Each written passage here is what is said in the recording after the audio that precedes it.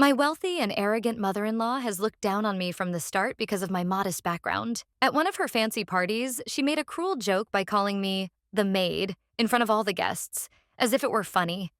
She even filmed it and posted the video online to humiliate me, but her laughter didn't last long.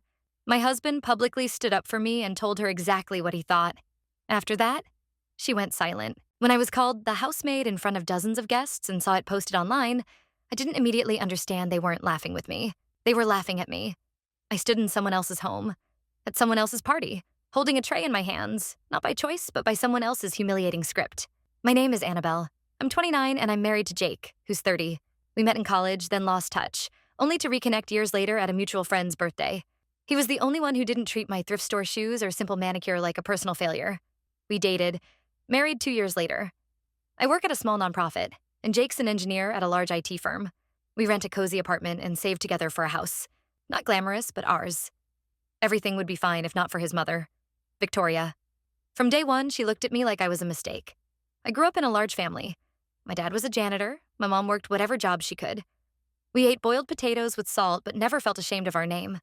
Victoria, who owns a chain of boutiques, clearly thought her son deserved better. And that better wasn't me. She'd give me clearance rack gifts with the price tag still on and smile coldly when I tried to talk to her. I tried. I really did. Even when she sat me at dinner with a cheap plastic fork, I pretended not to notice. But her 55th birthday topped everything. A few days before, she texted, "I want to make things right. Come early, I'd appreciate it."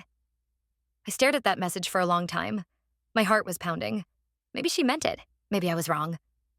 Jake was working. I didn't want to bother him. I bought a new blouse, showed up early, with flowers, with hope. Victoria greeted me in the foyer, smiled, led me to the kitchen. "Wait here, I'll be right back," she said, vanishing behind a glass door. 20 minutes passed. I was about to step out when she walked in with her phone, aimed the camera at me, and said loudly, "Here's our little helper. Hope you polished the silver well." Someone behind her chuckled. I froze. My legs went weak. The camera kept rolling. She kept laughing. I stood there like a piece of furniture. And right then, I realized I didn't owe her anything. I turned and walked out without saying a word. I didn't cry right away. I drove home in complete silence, and it wasn't until I closed the door behind me that my hands started shaking so badly I could barely get the key in the lock. On the table sat the flowers I had bought for Victoria, a symbol of how much I wanted to be part of this family. I sat on the kitchen chair and just stared at the wall. I wanted to rise above it, not react, but everything inside me was boiling. An hour later, Jake came home. He saw me sitting there in the dark and asked, "You're back already? How did it go?" I turned to him and showed him the video. It had already started to spread on her social media. Edited, of course. There I was, holding a tray, Victoria laughing behind the camera, calling me the maid. Jake went pale. He didn't ask a single question. He just sat down next to me, took my phone, and started typing furiously. I asked, "Are you going to her?" He said, "No. Let her come explain herself." He tried to report the video, messaged her, called her, but she didn't respond. And I still couldn't believe it really happened. I tried to remember any moment where she had treated me like a human being, even once, but there wasn't a single one. A couple hours later, she finally called Jake. Probably realized he hadn't shown up to her party. He stepped into another room, but I could hear his voice. He wasn't shouting. He spoke very calmly, but with a force that made it clear. He was furious. After the call, he came back to me and said he'd demanded a public apology. A video where she apologizes not just to me, but to my family. Otherwise, every one of her business partners would get a copy of that clip, with the full story. I said, "Why? That won't fix anything." And he looked at me like he was seeing me for the first time. "Because you deserve respect. And I won't let anyone, especially her, treat you like that." When I woke up the next morning, Jake was already gone. There was a note on the kitchen table. "Went to see the lawyer. She needs to be held accountable." I didn't know if he was serious or just trying to scare her, but inside I felt this strange mix of anxiety and gratitude. By noon, my phone started buzzing every 10 minutes.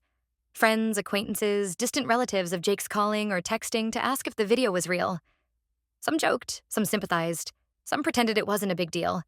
But I was ashamed. I didn't want my family to see it. Then my mom called. She said, "We saw it. And we're proud of you. You deserve better and you know it." For the first time in over a day, I actually cried.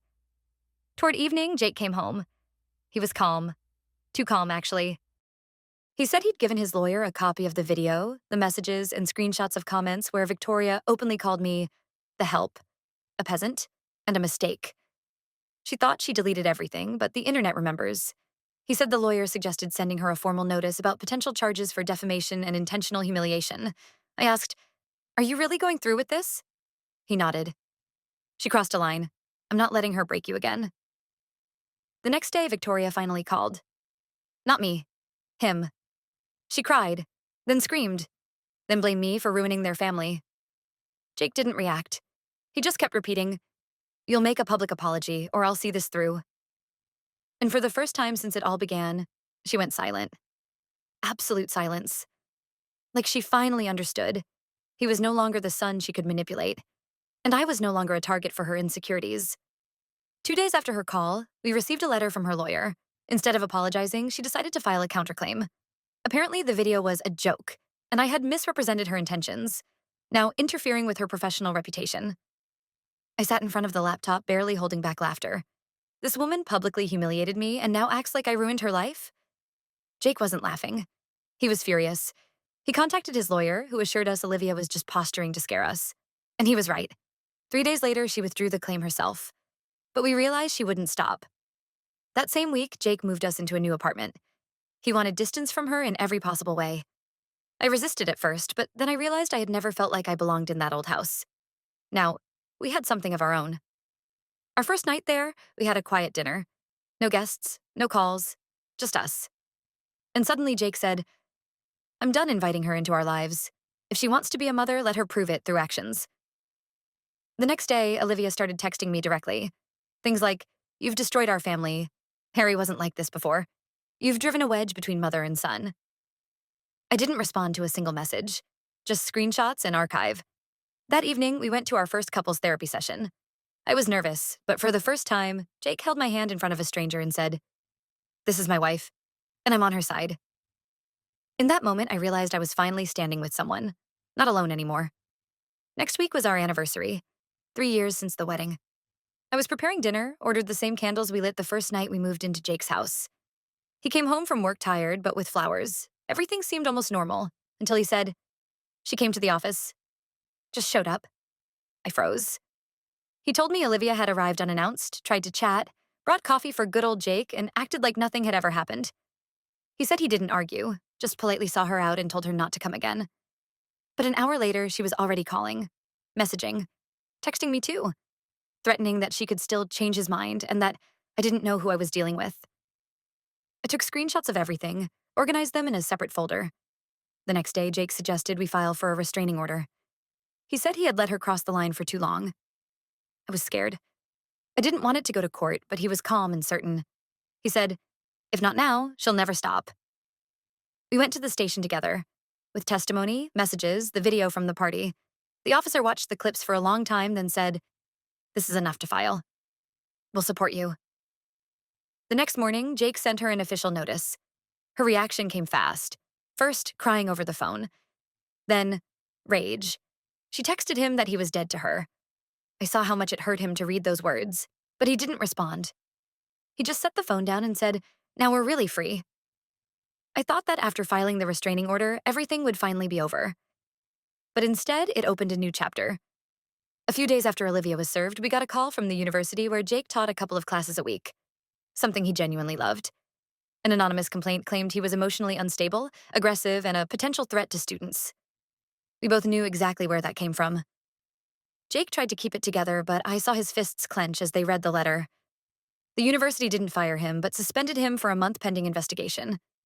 The next morning, he didn't say a word. He just sat at the kitchen table, staring into nothing.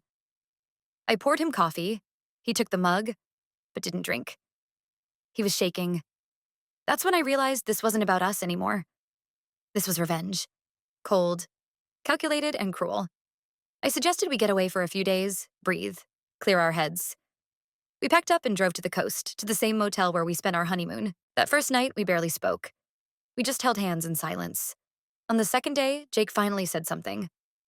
"She's trying to destroy me, and I'm scared I'll wake up one day and realize I've become her." I told him he wasn't. He never was. But he didn't believe me. He felt guilty for not protecting us sooner, for letting her poison so many parts of our life. That day, we sat on the beach until sunset. I held him and whispered that we'd get through this. And for the first time in a long while, he nodded. Just once. But that was enough to make me believe again. We returned home to find an envelope taped to our front door. No return address. Inside was a printed email. Screenshots of Jake's personal messages to his students, taken wildly out of context, followed by a typed note that read, "This is what I'll send to the university board next." No signature. No mercy. Jake stood there, reading it twice, 3 times, then slowly lowered the paper to the table. "She's never going to stop," he said quietly. It wasn't a question. It was a fact. We reported it to our lawyer, but without a name or direct link, there wasn't much we could do. The restraining order only covered direct contact, and Olivia knew how to dance around the edges of legality like a pro. That night, Jake didn't sleep. I heard him pacing the hallway, opening and closing drawers, his steps heavy and deliberate. In the morning, he said he was going to visit her. I told him it was a bad idea, that she would twist anything he said or did against him. But he looked at me like a man who'd already lost everything and had nothing left to fear. So I let him go. He came back 2 hours later, silent, pale and trembling. He didn't tell me exactly what was said, only that she laughed in his face, that she dared him to press charges, that she called me a leech and said I'd ruined him. But something shifted in him that day. He started making calls. He contacted every board member at the university, shared the truth, every ugly detail. He met with his lawyer twice that week. Then he called a journalist, an old classmate of his who now ran a regional news blog. He told her everything. He didn't hide. He didn't soften the edges. He made it public. And for the first time, Olivia had no place to hide. The article dropped on a Thursday morning. By noon, Olivia's name was trending on every local forum. The headline was brutal but accurate. Respected businesswoman accused of harassment and emotional abuse by her own son. There were quotes, screenshots, context. People who knew her only as the polished professional were suddenly reading about the woman who humiliated her daughter-in-law at a party, who threatened her own son with disinheritance, who showed up at the home of working-class parents just to spit on their dignity. Jake refused all interviews, saying the truth didn't need embellishment. I thought she would go into hiding, but instead, she doubled down. Her lawyer issued a statement calling the article slanderous, vowing legal action. But the damage was done. Within a week, 2 companies withdrew from joint ventures with her firm. A local women's foundation she chaired replaced her without comment. Her face vanished from the magazines. And yet, that didn't bring me peace. Because revenge had never been the goal. All I wanted was to be left alone. For Jake to stop flinching at every unknown number. For my parents to no longer feel like collateral damage. For me to walk into a room without fearing a setup. One evening, while we were cleaning out old boxes, I found the gift set Olivia had given us for our engagement. I remember how I smiled through clenched teeth as I unwrapped it. It was a cookbook titled, "How to Keep Your Man Fed and Happy." I almost laughed. Then I tore the cover off and dropped it in the trash.